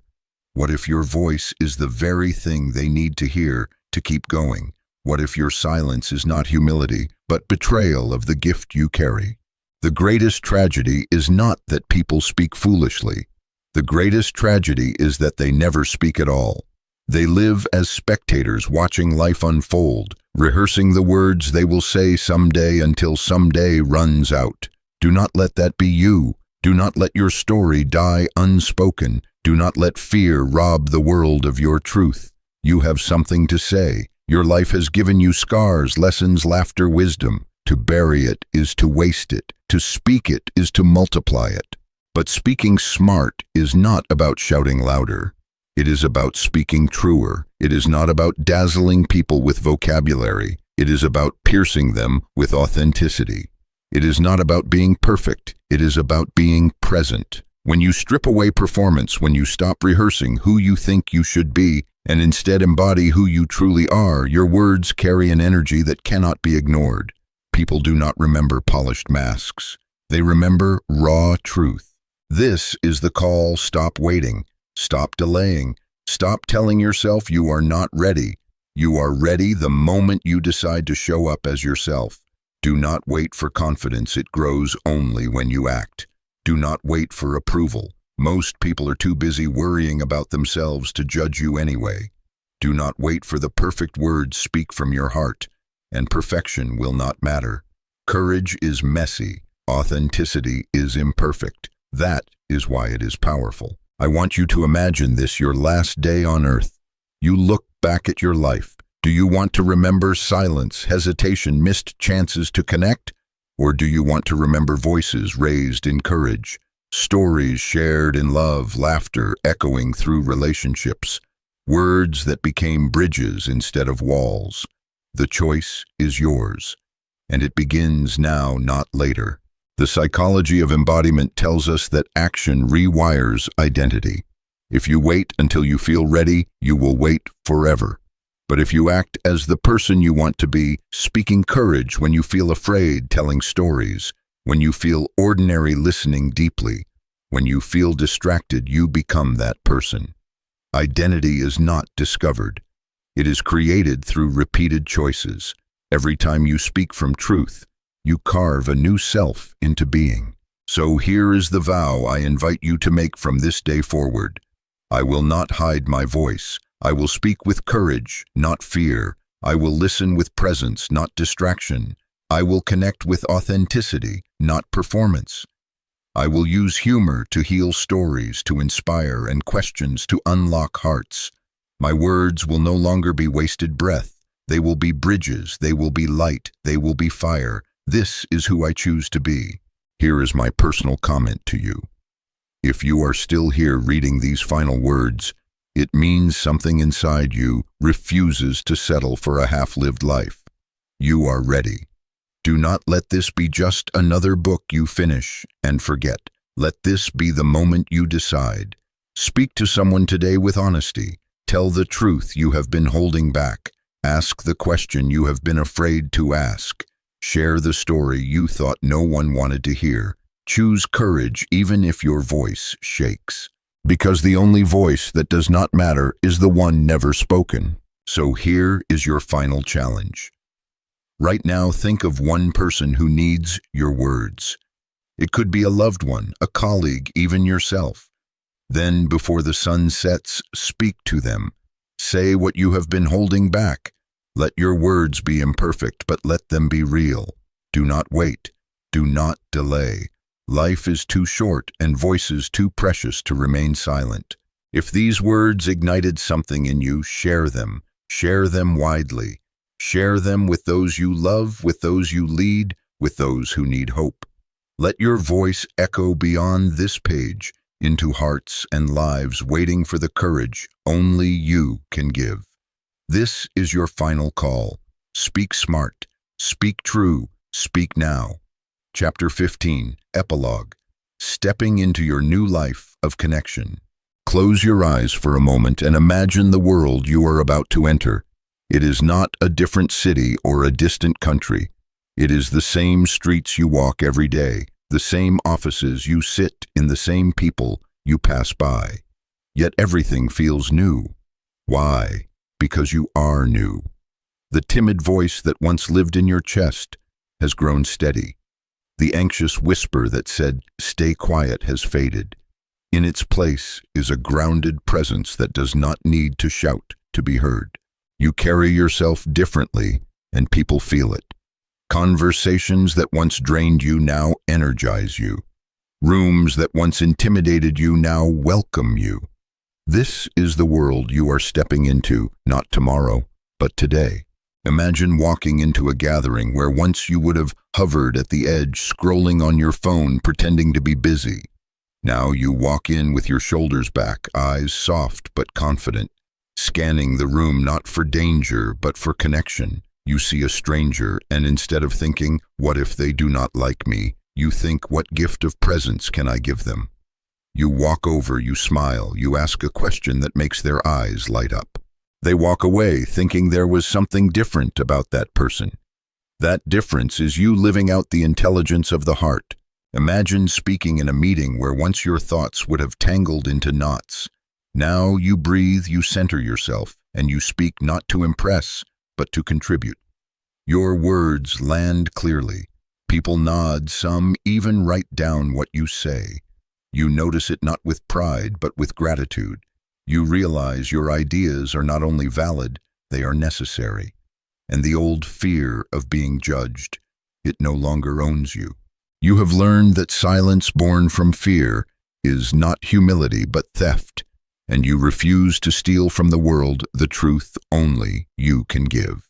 Imagine sitting with a loved one who once felt distant from you. This time, instead of half listening, you are fully there. You notice the tremor in their voice, the hesitation in their words, the emotion behind their eyes. You do not rush to fix or advise. You simply listen deeply, wholly. They feel seen and their shoulders relax. Later they tell you, you are the only one who really understands me. And you realize that is the true power of speaking smart. It is not only in words spoken, but in presence offered. This new life is not about becoming someone else. It is about stripping away the masks you wore, the fear that bound you, the hesitation that muted you. It is about returning to your truest self, the self that has always been capable of courage, authenticity, and connection. That self was buried under years of doubt, but now it breathes again. This book has not given you a new voice. It has uncovered the one you had all along. But here is the truth. This transformation is not guaranteed. It requires daily choosing. The old patterns will tempt you back. Fear will whisper, stay silent. Ego will whisper, perform. But you will know better now. You have seen what is possible. You have felt the difference. You have tasted the freedom of living with presence and power. The choice is yours to drift back into the old life or to step boldly into the new. I invite you to claim it fully. Do not treat these words as inspiration to be forgotten tomorrow. Treat them as a vow. Promise yourself that you will no longer waste conversations. Promise yourself that you will no longer let fear rob you of connection. Promise yourself that you will show up fully, whether in the boardroom, the living room, or the grocery store. Because every conversation matters, every voice matters, and yours matters most of all. Now let us take one last step together. Imagine yourself five years from today. You are living fully in this new identity. You walk into opportunities and doors open because people trust your presence. You stand on stages, not necessarily grand ones, but moments where your voice is heard and you do not shrink. You sit with friends and family who feel deeply loved because you not only spoke, you listened. You walk through life knowing you gave your voice freely, courageously, authentically. When you look back, you feel no regret, only gratitude that you chose to live out loud. That is the future waiting for you if you choose it. Here is my personal closing to you. If you are reading this, it is because something inside you has been awakened. Do not let it fall asleep again. Take this as a charge, as a sacred responsibility. Speak when silence would be easier. Listen when talking would be safer. Love when cynicism would be easier. Be the one who lifts the room, who sees the unseen, who dares to tell the truth. The world has enough noise. What it needs is your authentic voice. And so this book ends, but your story begins. You are the author of every conversation you enter, the artist of every connection you create. Go now, not as a spectator, but as a speaker of truth, a listener of hearts, a builder of bridges. Speak smart, speak true, speak now. If you've made it to this point, you've probably realized what I have. You're not missing anything. You're not broken. You're not late. You already have enough to begin. The difference now is, will you honor what you carry? Will you stop waiting on start becoming?